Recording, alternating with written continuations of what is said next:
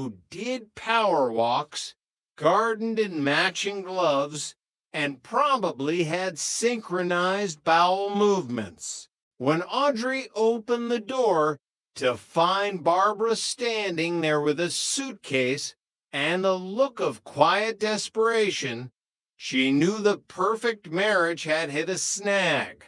"Barb, what are you doing here? Where's Rick?"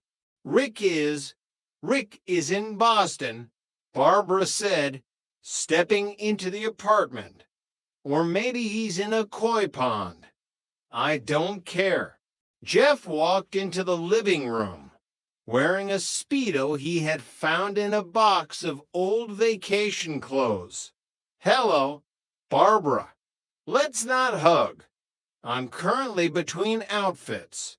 "Jeff, put on some pants," Audrey hissed. "In a minute. I'm enjoying the draft. So, Barb, what brings the better half of the Bobbsey twins to the big city?" Barbara sat on the sofa, looking around the cluttered apartment with a sense of envy. "I think I'm having a crisis, Audrey. Everything with Rick is so predictable. Saturday is date night. Sunday is the treadmill. I caught him using a spatula as a back scratcher. And honestly, that was the highlight of my month. It's just a rough patch," Audrey said, sitting beside her. "You guys were high school sweethearts. Maybe that's the problem." Barbara sighed. "I never sowed my wild oats. I never dated a sleazy guy or did anything impulsive. Audrey, I think I need to cut loose. Does your doorman, Manny, still work here? He looks like he has stories." "Manny is married, Barb, and he's 60. Details," Barbara muttered. Meanwhile, at the diner, Russell was feeling a shift in the universe. He had heard the news. Barbara was in town, and Barbara was vulnerable. To Russell, vulnerable was a synonym for opportunity. "Stay away from her, Russell," Jeff warned as they sat at their usual table. "She's my sister-in-law. She's family. And she's actually smart, which means she'll see through your nonsense in 4 seconds." "Nonsense?" Russell asked, offended. "I am a gentleman. I am a purveyor of fine experiences. And I happen to have a pint of Cherry Garcia in my freezer that is crying out for a companion. I'm serious. If you touch her, I'll smash you like a bug." "Jeff, please. Your threats are as hollow as your cholesterol-free oatmeal. Besides, Barb needs a guide to the city. A man of culture. A man with a goatee that is legally classified as dangerous. It's a dirt patch, Russell, not a goatee." But Russell wasn't listening. He was already planning. He was going to rustle the sister, and in his mind, it was going to be glorious. Chapter 6. The Quest for Alone Time. Adam Rhodes was realizing something profound about his upcoming marriage. It wasn't about the love, the partnership, or the shared future. It was about the loss of the zone. The zone was that magical state of being where a man could sit on his sofa, stare at a wall, and think about absolutely nothing for 3 consecutive hours. It was a sacred silence. But ever since he and Jen had moved in together, the zone was under siege. "Hey, hun," Jennifer called out from the kitchen. "I'm thinking about the seating chart for the wedding. Do you think your Aunt Martha can sit next to my cousin Pete? Or will they start a cult?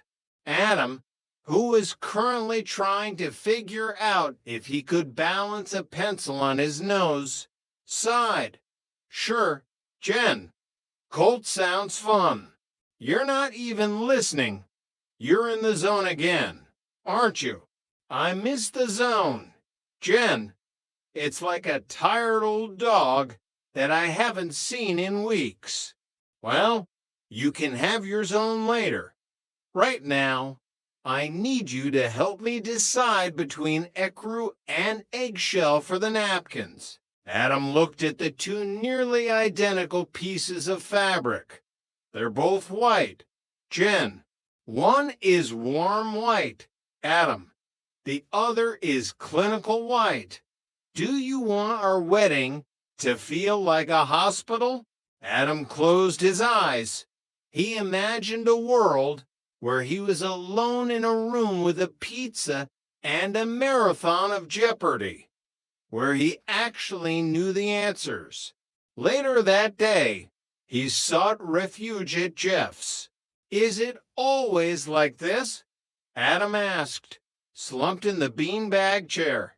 Does the talking ever stop? Jeff looked at him with the pity of a veteran soldier talking to a fresh recruit. Stop. No, kid. It just changes frequency. It's like background radiation. You eventually stop hearing the words and just listen for the tone. If the tone is angry, you nod. If the tone is questioning, you say that sounds like a great idea. Honey, I just want to be alone for 20 minutes, Adam lamented. Is that too much to ask? In a relationship, yes, it's a violation of the Geneva Convention, Russell added, appearing from the kitchen with a beer. That's why I stay single.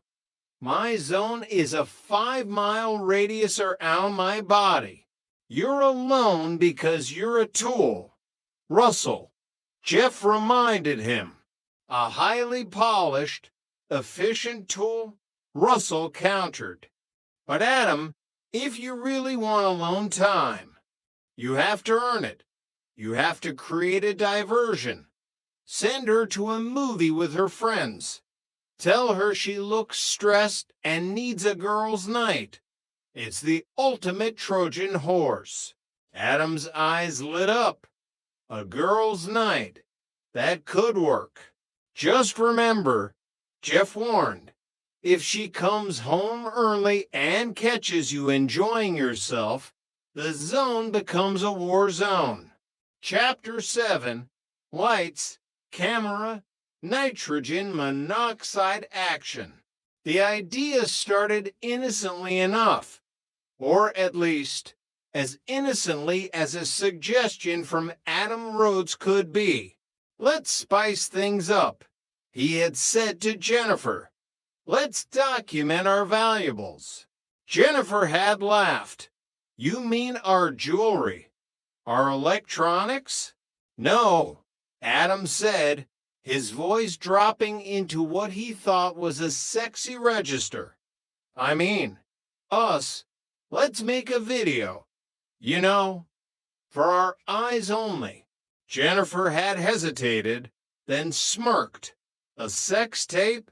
Adam, we're not celebrities. We don't have a brand to protect.